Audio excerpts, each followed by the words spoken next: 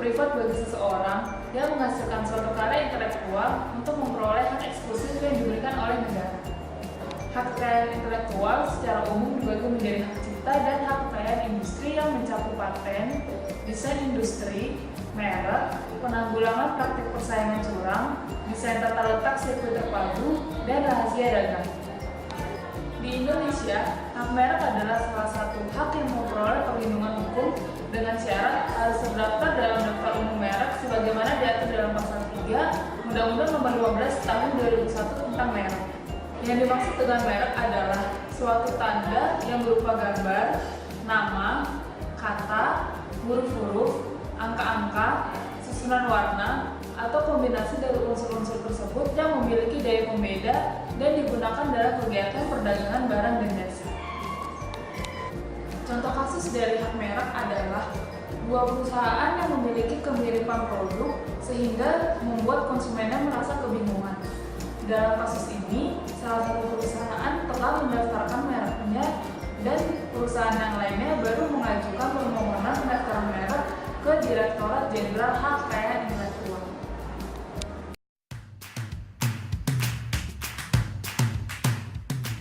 Selamat siang, jumpa kembali bersama saya Vindi dalam acara Kempes TV. Hari ini kami akan membahas mengenai klarifikasi kasus pelanggaran hak merek yang melibatkan perusahaan Tupperware. Saat ini telah hadir bersama kami PR dari perusahaan Tupperware. Selamat siang Ibu Feli dan Ibu Tamara. Pertanyaan pertama yang akan saya ajukan adalah bagaimana pendapat Anda mengenai produk yang menyerupai produk perusahaan? Untuk produk yang menyerupai perusahaan itu bisa kami katakan bahwa produk tersebut belum terdaftar dalam daftar umum merek, sedangkan produk kami telah terdaftar dalam daftar umum merek.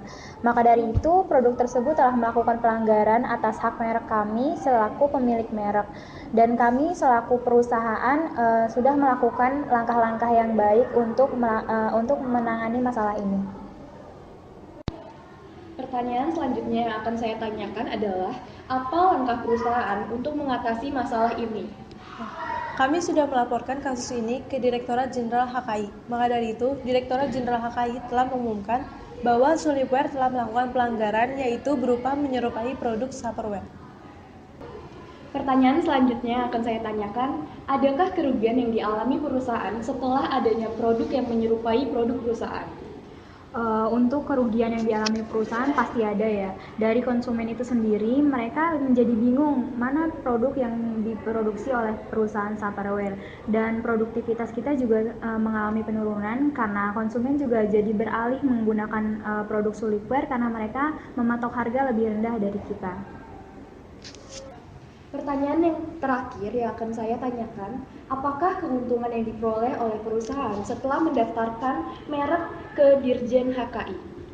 Keuntungannya yang pertama yaitu dengan terdaftarnya merek Tupperware di daftar umum merek, maka perusahaan kami akan mendapatkan hak eksklusif dari negara untuk mengajukan gugatan atas tindakan pidana yang telah dilakukan apabila terjadi pelanggaran merek, maka dari itu kami akan mendapatkan perlindungan hukum.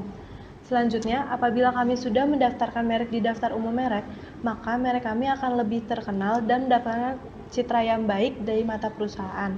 Selanjutnya, apabila masyarakat telah mengenal merek kita, maka masyarakat akan lebih percaya dengan merek kita karena merek tersebut telah disetujui oleh Dirjen HKI.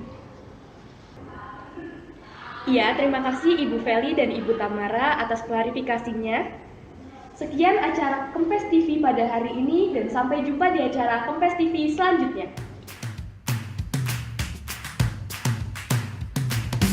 Jadi kesimpulan yang bisa kita dapatkan adalah yang pertama, perlindungan hukum terhadap pemegang hak atas merek diberikan sesuai dengan ketentuan-ketentuan yang diatur dalam Undang-Undang Nomor 15 Tahun 2001 yang meliputi pemberian hak atas merek dan pemegang merek dapat menggugat pelanggar hak atas merek baik secara pidana maupun perdata.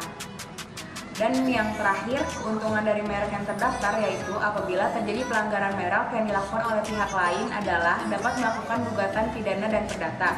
Selain itu, pemegang merek dapat juga menggunakan jalur arbitrase atau alternatif penyelesaian sengketa. Alternatif penyelesaian sengketa di sini bisa dinegosiasi, mediasi, konsiliasi, dan sebagainya. Sebagaimana yang telah diatur dalam Undang-Undang Nomor 15 Tahun 2001 tentang merek.